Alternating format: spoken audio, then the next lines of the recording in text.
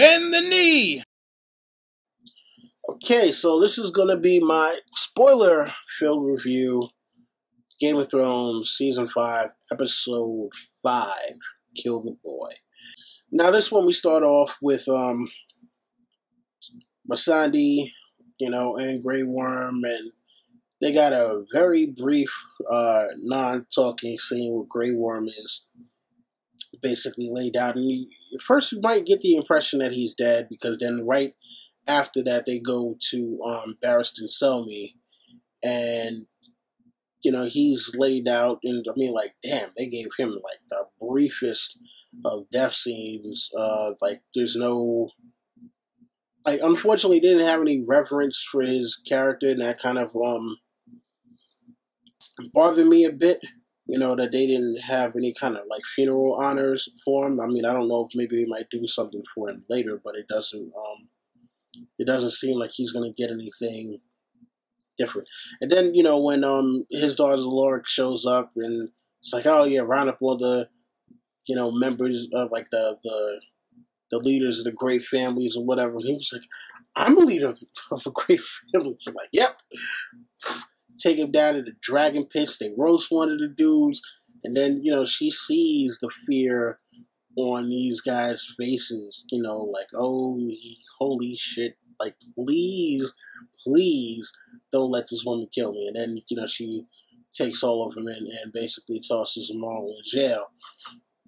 And then next up we get Sam reading a letter to Aemon, basically detailing what's going on with Daenerys. Now, the thing that I'm wondering is, who are they getting these messages from? Because it seems like Aemon has been keeping tabs on Dany, and we're not sure exactly who it is that she's getting the info from, especially with Jorah not being there. So it can't be a thing of, oh well, Jorah writing to her. Not like there's somebody else there that we haven't been privy to yet, that's sending correspondence to the Wall from Maester Aemon. I hope we get to see who that is. I mean, most likely it would be Varys, one of Varys' little birds or something like that. But again, we haven't seen Varys ever since Tyrion got kidnapped, so we're not sure what the hell's going on with him there. Then we get Aemon talking with Jon lamenting over his decision to have the wildlings come to the Wall and have them settle south of the Wall. And, Aemon's telling him, like, yo, man, look, people already are not going to like you. They already don't like you. So, yeah, this might be a tough choice for you, but it's what you got to do. You're the leader of the Night's Watch. You got to lead. You know what I'm saying? And, we get the famous kill the boy and let the man be born. Which is, it is what it is, man. It's what he had to do. Next up we get Jon talking to Tormund Giantsbane, and he's telling him, like, look, I need for you to lead these people in the way that Mance didn't, and Tormund's kind of like, well, not really going to follow me because, Mance was the leader, but Jon convinces him, like, look, you go up to Hardhome or wherever the rest of the wildlings are and bring it back. And look, as long as they're willing to fight when they're needed, then, everything will be all good. We won't be enemies anymore. And Tormund's like, well, only if you come with me. So that is a definite change from the books. And there's been the big speculation as to, the For the Watch scene and that happening at Hardhome instead of happening at the Wall. So we'll see what happens we'll see what happens with that later on, I guess. Probably episode 9 or episode 10 or whatever, right? And we get Jon talking to the Night's Watch, and then, basically informing him, like, look, this is what I want to do. I want to bring these people here in order to make sure that they basically don't join, so they don't become White Walkers. You know what I'm saying? Because, unfortunately, a lot of the dudes from Night's Watch still sore about the attack on the wall. And listen, I get it. I understand. But, they know about the White Walkers. They know the White Walkers are real. They know the White Walkers are coming. Jon is doing the pragmatic thing at this point. And he's telling them, like, look, man, we can't afford for you to let, your feelings get involved. You can't be in your feelings right now. You're going to have to give that up. Because we need these people to be south of the wall, or else we're all dead. And then, when we get to scene with Jon and Ollie afterwards, and he's trying to explain to him, and you can tell Ollie he doesn't want to hear it at all. He's like, yeah, whatever, man. You're trying to just have these people come through, because he was hoping that it was some kind of trick that Jon was going to have the wildlings come to the wall and then slaughter all of them. And, he told him, like, look, man, again, you already know the White Walkers are on the way. And listen, there's 50 of us here at Castle Black. We can't stop the White Walkers. Not all of them. So, you hate the wildlings, but we need them right now. Ollie was not happy about that, to say the least. Then next up we get a scene with Brienne and Pod, and they haven't had much to do this season so far, other than what happened with Sansa and Peter at the at that inn. But hopefully we'll get a little bit more out of them. Brienne is trying to get a message to Sansa, because she knows that there's still people in the North who are loyal to the Starks, no matter the fact that there aren't any Starks left that anyone knows of except for Sansa. And we'll see what comes of that, because later on we get a scene with Sansa and that same old lady who told her that North remembers, and tells her, like, go to the highest window in the Brooklyn Tower and leave a candle if you're ever in danger. And I don't know how well that's going to fare, but before I get to that, I want to get to the scene with Ramsay and Miranda. Now, again, I've made a prediction before that Ramsay is going to either make Sansa kill Miranda, or Ramsay is going to kill Miranda in front of her in a very, very gruesome way. And I think this was kind of foreshadowed in the scene with Ramsay Miranda, where he tells her jealousy bores him. And remember what happens to people who bore me. You're not going to bore me, are you?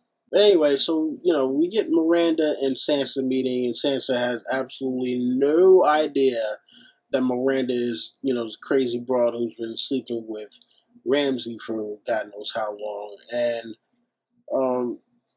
she introduces Sansa to Reek.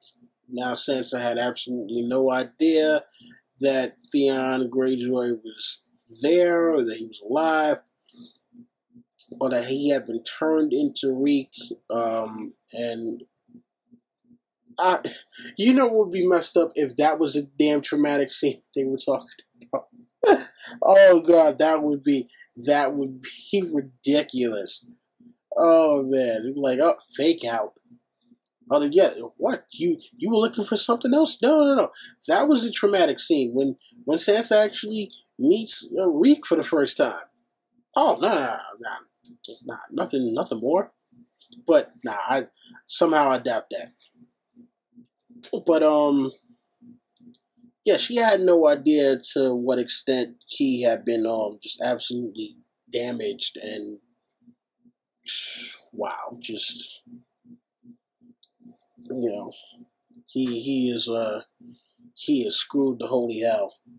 Yeah, we get a scene of Ramsey and Reek, and Ramsey trying to keep Reek trying to keep the fact that he saw Sansa from Ramsey, and at first Ramsey, yeah, at first Reek is thinking that Ramsey is going to harm him because he's used to being harmed, and then Ramsey tells him, "I forgive you," and that the look on his face of just absolute shock, like you're not going to cut off another finger or make another scar or possibly take an eye out or something, or to strip out a tooth, just, but there was a reason behind that, because when we get to the Boltons at dinner, then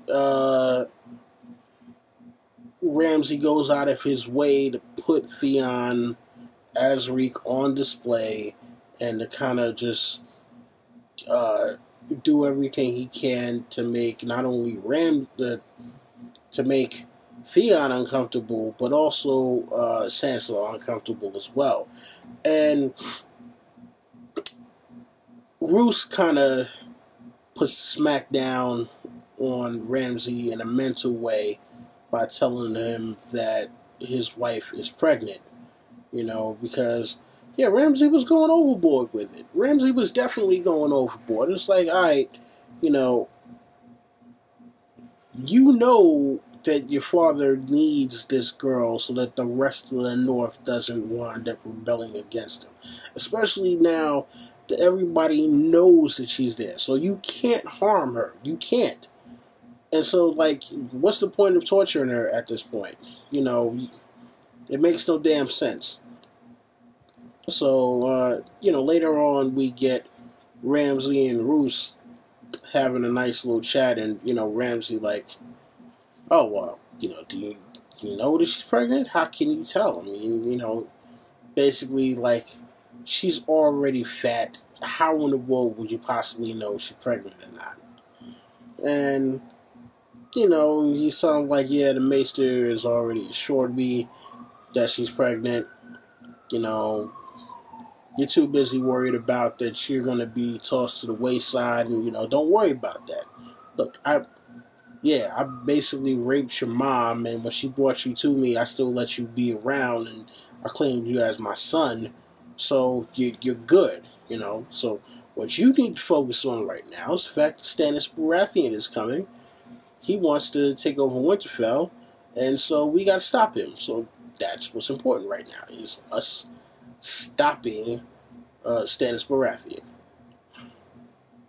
And so then we get Sam and Gilly having a talk, because, Gilly still is illiterate and amazed at, Sam reading. And, she's like, oh, is this all the books there are in the world? And Sam was like, no, it's actually kind of a small collection here. This is, it's a nice size or whatever, but this is nothing too big or whatever. And when Stannis comes in, the first thing that she does is she is out. Now, I don't know if it's because she thinks that Stannis has some kind of animosity towards her, or maybe she just doesn't know how to deal with that particular situation. It could have just be that she's not comfortable around people who basically aren't Sam or Jon Snow. Stannis, in his normal Stannis way, kind of, is kind of reading Sam, and he's like, oh, so I heard you killed the White Walker with dragon glass. It's like, well, why the hell does Dragonglass kill him? Like, I don't know. So, all right, well, you know, figure it out. Keep reading that and figure out why the hell Dragonglass kills him, because we got a ton of it on Dragonstone. So, you know, that was something that was kind of straight out the books in terms of, like, Dragonglass coming from Dragonstone. Now, whether or not they're going to do the whole thing with them mining it in the manner that they did in the books is a totally different thing. But, you know, next up we get Stannis preparing for his march, and him, you know, telling Davos, like, look, we got to go. You know, Snow was coming, and in a big departure from the books, he's taking Melisandre, Selyse, and Shireen. Now, for those of you thinking that there might be the pink letter, I think this is proof positive that there won't be a pink letter, because if we have all of this stuff that's supposed to be happening at the wall, and the pink letter is supposed to show up at the wall, no need for it if the major players who were all at the wall when the pink letter arrived are not gonna, you know, are not gonna be there. So, you know, as much as I would have liked to see that, because it's a major point of contention with the whole Game of Thrones, Song of Ice and Fire community, especially those of us who have been studying the books, trying to figure out where this is all headed. For them to not, for them to basically confirm that they're not doing that particular plot point with this, you know, was kind of like, oh, okay, you know, so yeah, this is definitely an unpredictable move. You know, that look though that Melisandre gave Jon before they rode off, like, man, you know you could have had this, right? You know I was ready to give it up, right? You know you could have fucked up, right? that was hilarious. You know, there's nothing more I can say about that than that. That shit was just funny, the look she gave him. You know, the next up we get Missandei and Grey Worm, and Grey Worm telling Missandei that, you know, he was scared because he didn't think he would see her again, and how he felt like he failed Barristan and basically, you know, the entire crew. And again, it's like, all right, as touching as that whole thing is, I don't understand where exactly it's supposed to go to, because, you know, we have a situation here where Missandei and Grey Worm, like, I've heard people say, like, yeah, you know, you can have an intimate relationship without it being any kind of sexual thing or whatever, and I get it, but, you know, listen, I'm just not with all the new age fucking esoteric kind of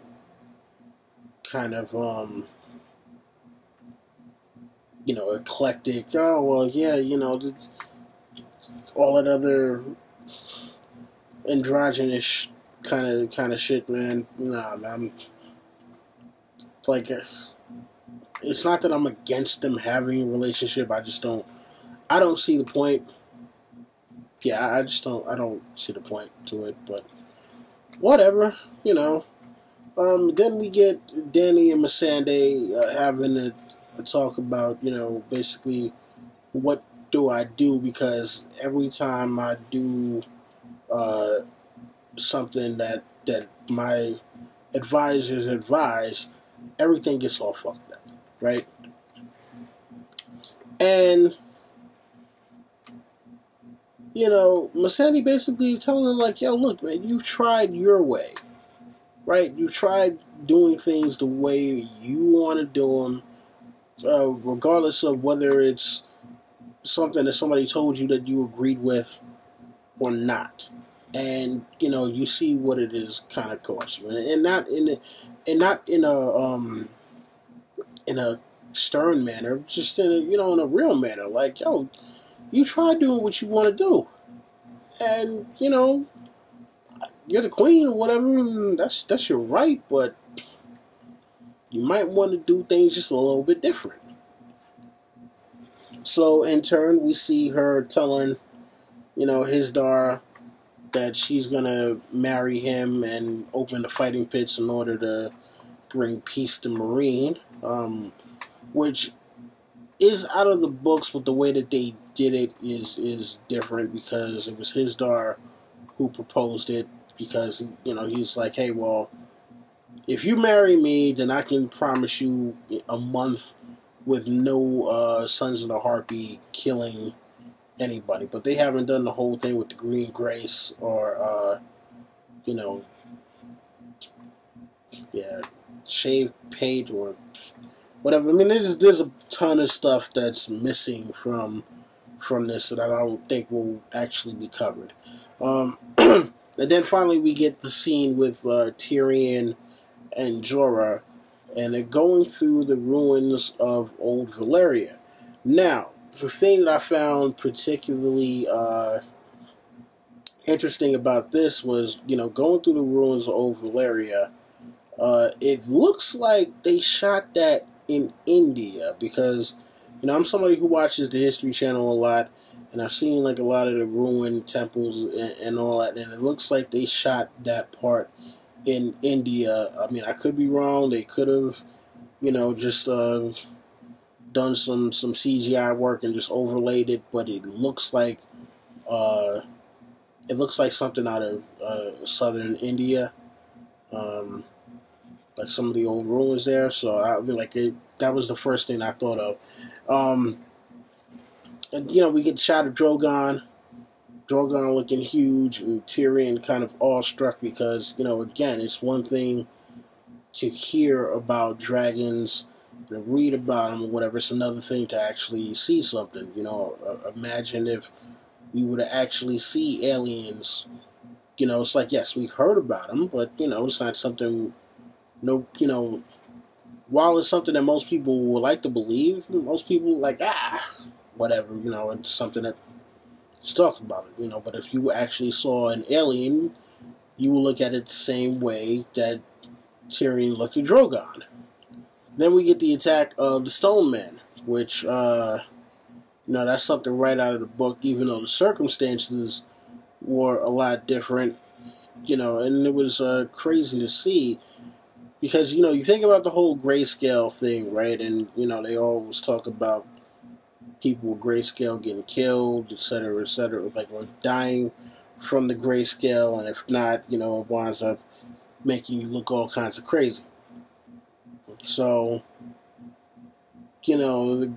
these guys are in the ruins of Old Valyria, and apparently they're able to live out there, and I'm wondering what the hell are they eating, because it didn't look like there was any fish out there or anything. It didn't look like there was anything living, but,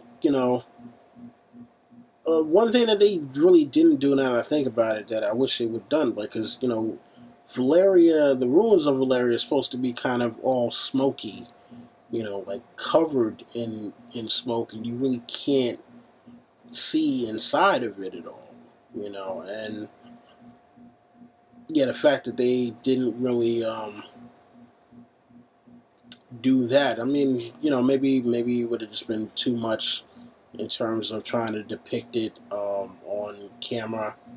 They might have had an idea to do that, and then when they like, oh, well, can't get a clear shot. Well, alright, leave that out. It's not too bad. But then, apparently they given Jorah, John Connington's kind of thing, because at the end we see Jorah, developing grayscale. So, I mean, I'm